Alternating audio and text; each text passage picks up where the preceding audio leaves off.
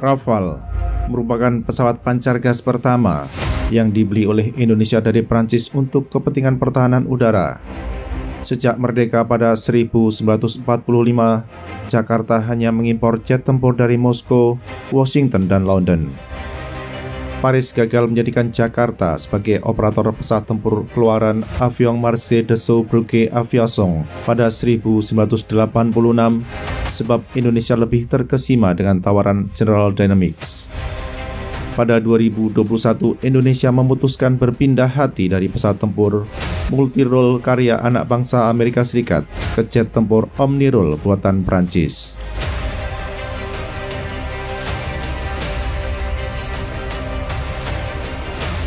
Indonesia menjadi first export customer pesawat pancar gas bermesin ganda tersebut di Asia Tenggara. Walakin, Jakarta tidak menjadi first export customer Rafale B dan Rafale C di dunia, karena sudah terdapat 5 negara lain yang mengadopsi jet tempur yang menggunakan senjata pintar SBU-38, SBU-54, dan SBU-64 produksi Safran. Rafale tercatat sebagai pesawat tempur generasi 4,5 pertama yang didatangkan oleh Jakarta setelah sebelumnya hanya memakai penempur generasi 4 saja.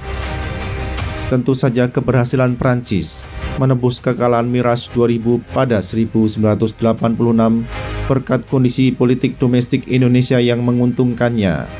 Selain lobi Prancis yang lebih kuat daripada lobi Amerika Serikat di Jakarta.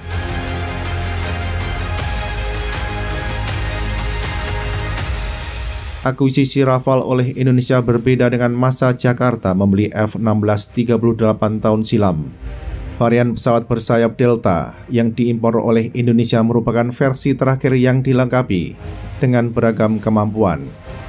Paris tidak menjatuhkan pembatasan kemampuan peperangan konvensional bagi varian yang diekspor ke Jakarta. Begitu pula dengan senjata berpandu yang dapat diborong oleh Indonesia, di mana kampung Ricky Yakobi dapat membeli rudal BVR dari tanah air Michel Platini.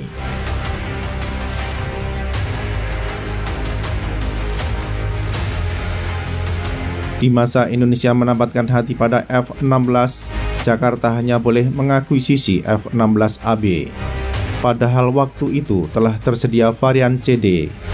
Peluru berpandu yang boleh dibawa pulang pun terbatas pada rudal WVR. Secara teknis, kemampuan F-16AB Indonesia pun di bawah kapabilitas versi yang dipunyai oleh Singapura. Jakarta baru boleh mengimpor peluru berpandu BVR setelah lebih 20 tahun menerbangkan pesawat pancar gas bermesin tunggal tersebut.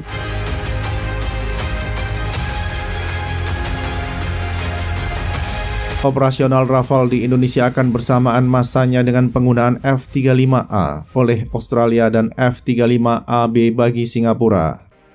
Jakarta memang belum beruntung mendapatkan akses untuk pesawat pancar gas yang memakai engine keluaran Pratt & Whitney. Boleh jadi hal demikian disebabkan oleh kekhawatiran bahwa Indonesia tidak dapat diandalkan sebagai sekutu Amerika Serikat. Sebagaimana diketahui, kebijakan luar negeri Indonesia pada dasarnya ialah mencoba bermain di banyak kaki di tengah situasi global yang kurang bersahabat dengan negara-negara yang gemar bermain di banyak kaki.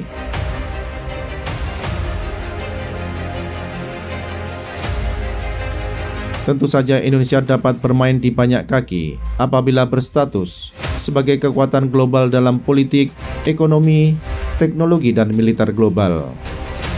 Sejauh ini, Indonesia hanya menjadi kekuatan militer global di pemeringkatan abal-abal seperti Global Firepower. Walaupun abal-abal tetap saja penguasa di Jakarta, dengan bangga mengadopsi Global Firepower sebagai acuan kekuatan militer Indonesia terhadap negara-negara lain di dunia. Fakta menunjukkan bahwa Indonesia bukan kekuatan global dalam hal ihwal politik, ekonomi, teknologi, dan militer.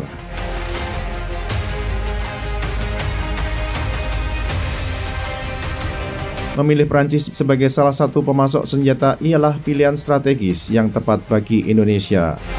Sebab Paris mempunyai karakteristik independen atau otonomi dalam urusan antar bangsa. Walaupun kampung asal Amélie Mauresmo merupakan anggota NATO, namun Paris tidak selalu mengiyakan kemampuan Washington selaku pemimpin de facto Fakta Pertahanan Atlantik Utara.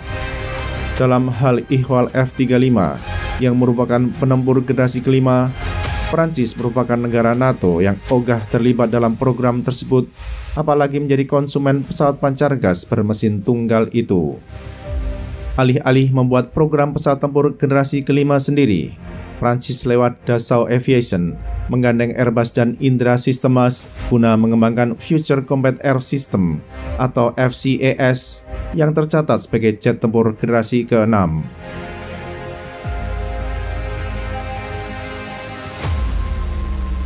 Sebelum dapat mengoperasikan FCAS pada dekade 2040-an, kekuatan udara dan ruang angkasa Prancis bertumpu pada Rafale sebagai andalan. Setidaknya hingga awal 2050-an, pesawat pancar gas pengganti Mirage 2000 tersebut masih akan meramaikan ruang udara sebagai penempur Omnirule. Lini produksi Rafale masih akan buka setidaknya hingga awal 2030-an apabila mengacu pada order backlog yang ada saat ini. Termasuk pula pesanan dari Jakarta sebanyak 42 unit pesawat tempur yang dilengkapi dengan Canard itu.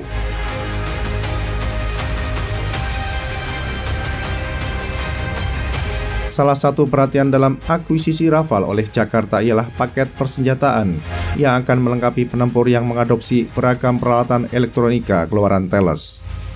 Perhatian muncul antara lain karena veto Blue Book 2020-2024 oleh Presiden Joko Widodo pada 28 November 2023, sehingga alokasi anggaran persenjataan Rafale hilang.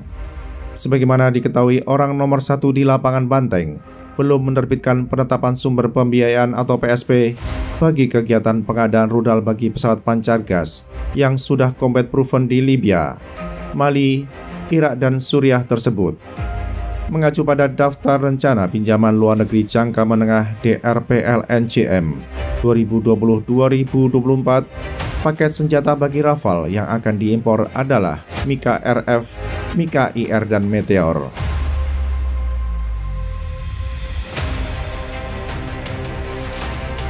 Kekhawatiran bahwa batch pertama Rafale yang akan diserahkan pada 2026 Zonder peluru berpandu sedikit menyusut sebab terdapat sumber pendanaan alternatif, yakni selisih nilai kurs dalam kegiatan pengadaan 42 Rafale, di mana Kementerian Pertahanan secara prinsip sudah mendapatkan persetujuan dari pihak-pihak yang terkait guna memakai pendanaan itu untuk memboyong rudal-rudal buatan MBDA.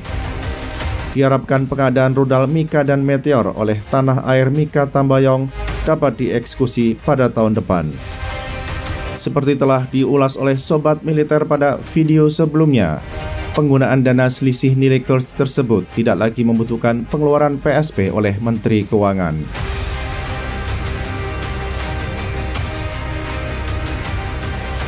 Pada pembangunan kekuatan pertahanan jangka masa 2025-2029, nampaknya paket persenjataan Rafale akan kembali dibeli oleh Jakarta.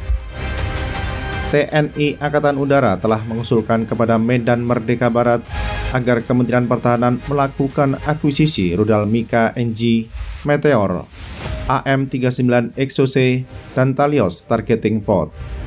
Mika NG ialah rudal ITAR free yang dirancang untuk dioperasikan dari Rafale F4 standar dan merupakan penerus peluru berpandu Mika yang saat ini tersedia di pasaran.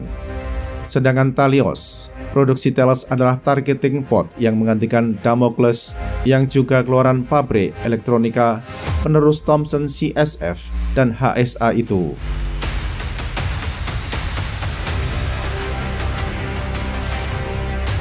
Kepastian mendatangkan Mika NG, Meteor, dan Talios Targeting Pod kini ditentukan oleh Medan Merdeka Barat. Apakah usulan dari Cilangkap akan diakomodasi oleh kementerian yang di masa silam bernama Departemen Pertahanan? Apabila proposal akuisisi disepakati oleh Kementerian Pertahanan, nasib selanjutnya berada di Taman Suropati. Jika Kementerian Perencanaan Pembangunan Nasional atau Bappenas menyetujui usulan Kementerian Pertahanan, maka paket Mika NG, Meteor, dan Talios Targeting Pod akan terdaftar dalam DRPLNJM 2025-2029.